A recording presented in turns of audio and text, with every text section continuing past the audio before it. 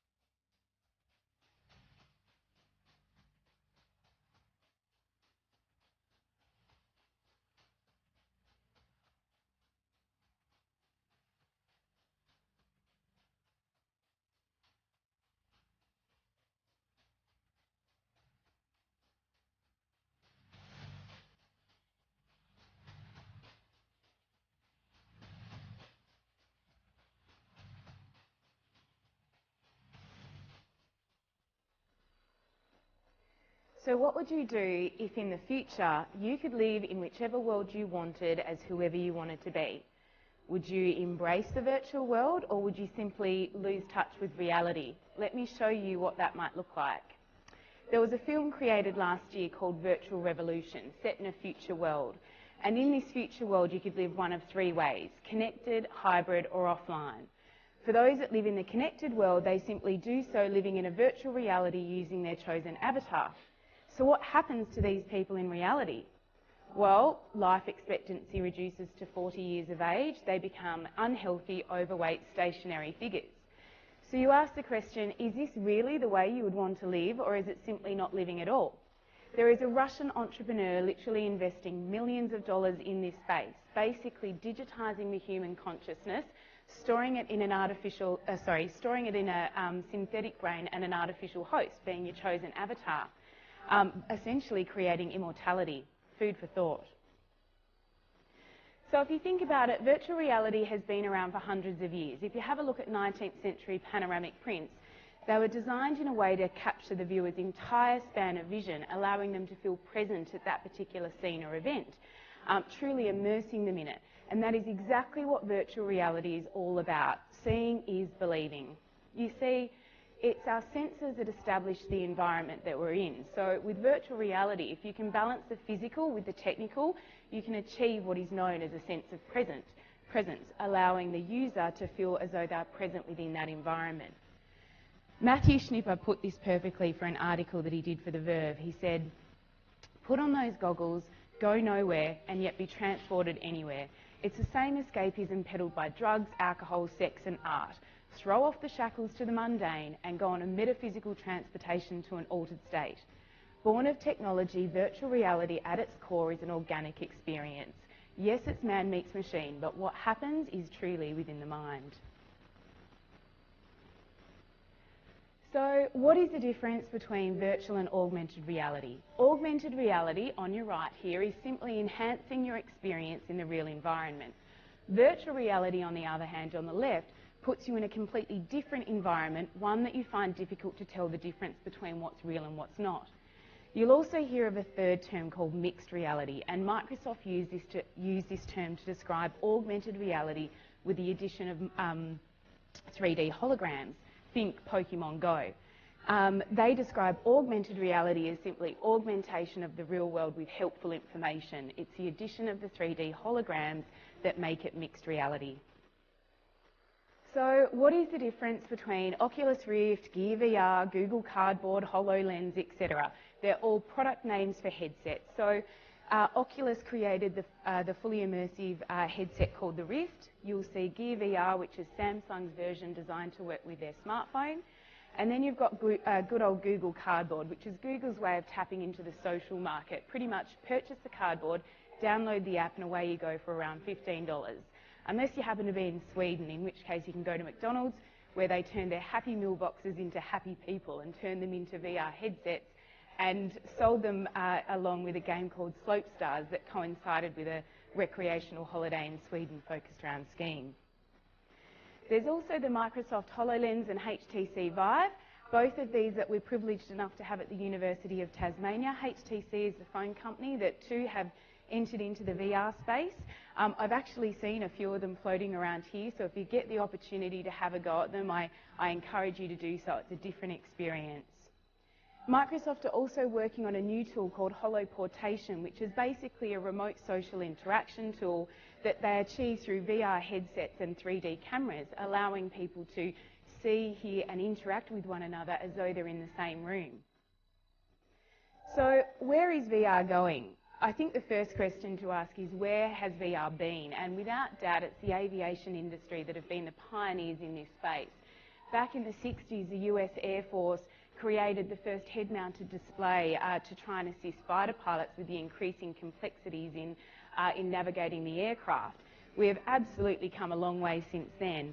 This is one of 10 Qantas flight simulators that they use for the A380 747s at their Sydney training base. And you can see it's an amazingly lifelike scenery, and they achieve this using giant concave mirrors and multiple projectors at the front of the bay. And what that allows them to do is implement multiple flight or weather conditions that simulate what a pilot might experience in real life. Bohemia Interactive Solutions last year came up with a new portable deployable option. And this could completely change the way the aviation industry engage in training, because it will come at a far more significantly less cost. Each of those Qantas simulators are valued at $30 million each, which is a tenth of the price of a real aircraft. So this is going to offer a far more cost-effective solution, in addition to the fact that it gets crews and pilots job ready in a far shorter period of time. So where else is VR being used? Well, I showed you a snippet of Tilt Brush at the very beginning, and this is available using HTC Vives or the Oculus Rift, and has the power to completely change the world of art and design. Again, if you have an opportunity to experience this program, I strongly encourage you to do so, because it is a magic experience. VR is also becoming increasingly popular in the use of therapeutics. Scientists at the University of Washington have been using VR to treat burns patients undergoing painful skin grafting operations, and found that those that underwent the treatment whilst in a VR experience reported significantly less pain than those without. Chalmers University of Technology in Sweden have also come up with a new augmented reality application for amputees suffering from phantom limb pain, and found it to be highly effective through the use of virtual limbs in the treatment of a very mysterious yet very real condition. They're also using it to treat phobias, post-traumatic stress disorder, schizophrenia, being able to treat in safe and ethical environments, physical rehabilitation, finding that patients put in far greater participation and effort when they're able to undergo the treatment in a more positive and interesting environment. It's also changing things for children with disabilities, such as kids in wheelchairs, who can now play virtual games of basketball without fear or risk of further injury. So totally changing things for them. The University of Tasmania was also fortunate enough to obtain this program in synergy with our Microsoft HoloLens, and it's a significant breakthrough in the use of mixed reality technology in the field of learning and teaching from Case Western Reserve University in Cleveland. And basically this program allows you to break down the human biology into any bone, component, blood vessel, or organ that you please, and offers completely new ways to engage in teaching and learning. Let me show you a snippet of this. We can even see inside the heart to see the valves in action. This is a new way of seeing things, and it has the potential to help students understand the structure and physiology of the body in a way that's just not possible today. It's also offering completely new ways and opportunities to teach in other disciplines, including chemistry, art, engineering, paleontology, just to name a few. Stanford University are other great advocates of VR technology, and this takes us into a whole new realm where one of their alumni and assistant coach of the football team wanted to see if they could change things up in the way they play their game. So he worked with the head of their equivalent HIT lab over there to come up with a way that they could improve the game, and they started filming training practice using 360-degree cameras, and then got the players to go in and have a VR experience to review that training practice where they could look at the game from completely different perspectives. It was game-changing according to the head coach, and these guys went on to win their last 3 games in the lead up to finals. Another Stanford graduate, Cody Carruthers, and VR expert, we were lucky enough for him to visit Hobart towards the end of last year, and he too agrees that VR is all about creating a presence, and he likens it to reading a story. That eventually, once you're reading, you become immersed in that story. But VR has the same capability, but within a far shorter period of time. So he used VR for his final thesis, which he called the Crystal Reef, which he did to try and promote political awareness on the growing dangers of carbon dioxide being absorbed by the world's oceans. Because what happens is it gets absorbed and then spat out through vents, and it kills off all surrounding marine life. You'd know it as ocean acidification. So he was able to actually show people using VR what the world's oceans and coral reefs will look like if carbon emissions aren't curbed. And it just goes to show the significance and power that this tool can have in sharing messages, provided it is used in the right way.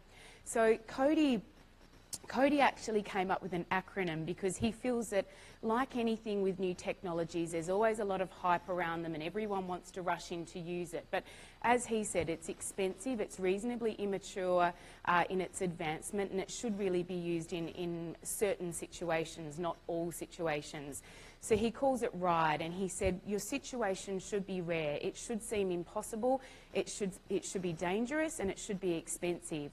He suggests that the tool should simply be used as a spark to capture people's attention and introduce them to an idea that you want them to be aware of, and then tell them what it is you want them to do from there. So like anything, virtual reality comes with its risks, and one of those risks is the use on children. There really hasn't been a lot of studies done around the impact of use with children. So Cody actually combined a study into his thesis where they got some 6-year-olds in and put them through an experience where they were swimming with orcas. And when they got these kids back in 4 months later and asked them about their memory of that event, their recollection had completely changed, with one child believing that they had been at SeaWorld that day, they had swum with orcas, they'd even eaten hot dogs. So it just goes to show there are some huge sensitivities around the impact of VR with children, because of the fact that if it's distorting their memory and recollections, what dangers that could imply for the future. However, there's also research that proves that memories change every time they're recalled, as do the feelings associated with them. So it makes you question, how much control do we really have over this at all? Gaming. Everyone's aware of Pokemon Go. They literally have a death tracker online that records how many deaths and injuries have been associated to this game. There was a woman in Japan walking down the street playing Pokemon Go, not looking where she was going. She got hit by a truck.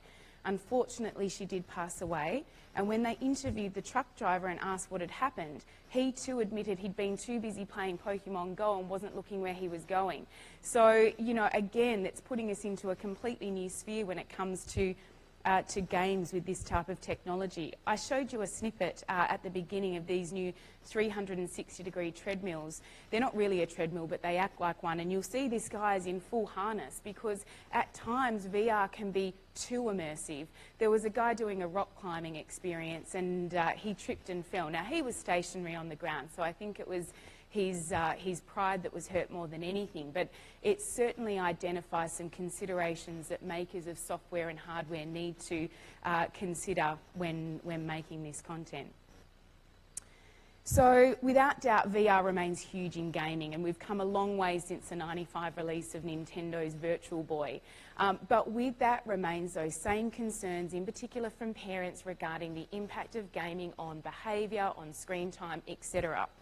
Professor Daphne Bavelier from the University of Geneva in Switzerland has actually been researching the impact of gaming on the brain, and she found that when used in moderation, it could actually positively influence eyesight, attention, behaviour, concentration, problem solving and multitasking.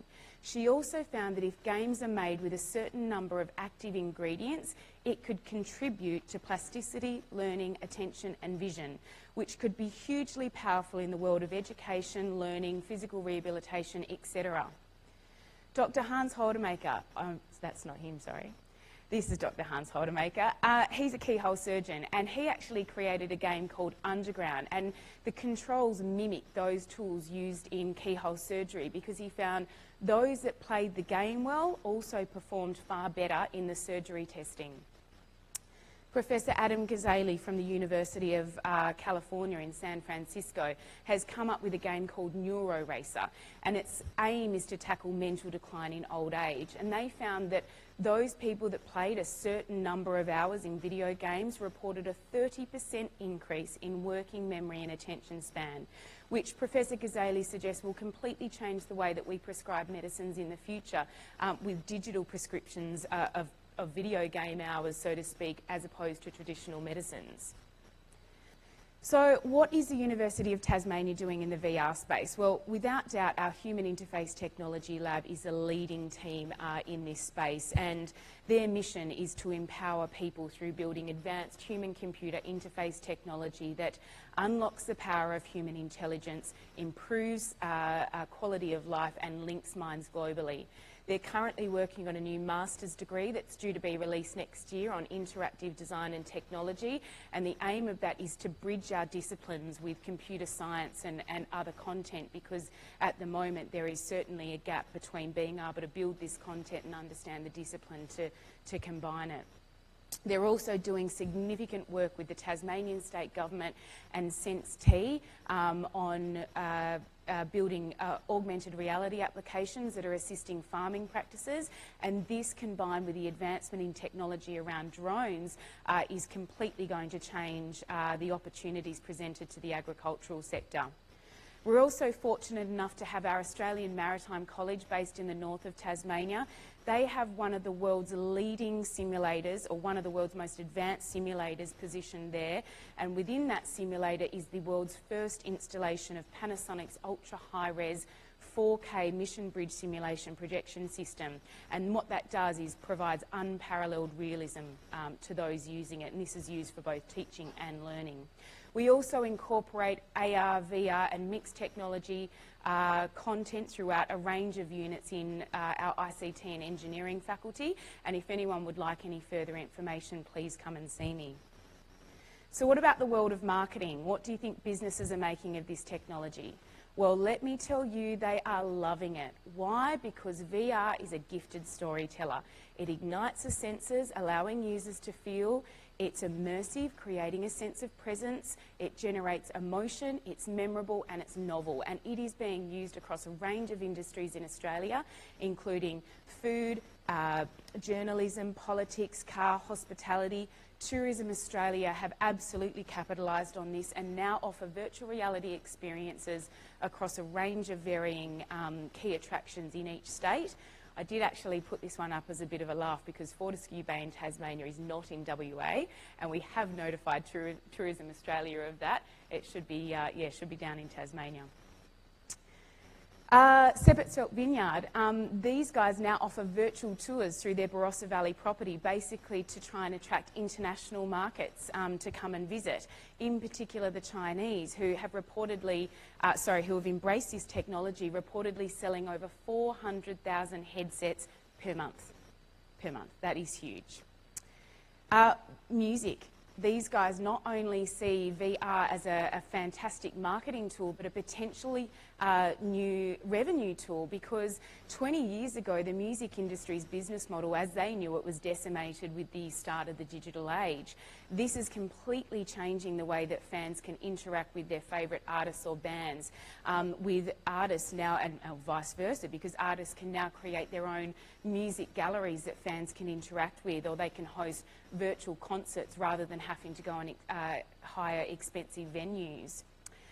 They're now recording concerts using 360-degree cameras, so that people that can't physically attend a concert, or in this case may not want to physically attend a concert, can do so and have that same experience of the atmosphere and excitement without having to step foot out of their lounge room. And this is completely changing the way that fans consume music, because it's creating an experience that they're willing to pay for again. So as VR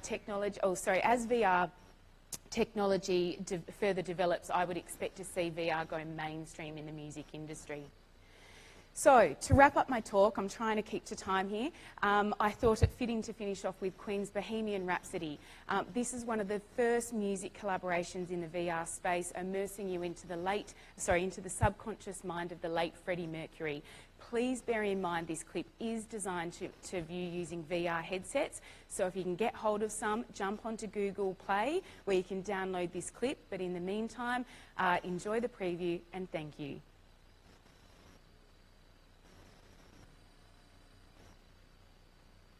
Is this the real life? Is this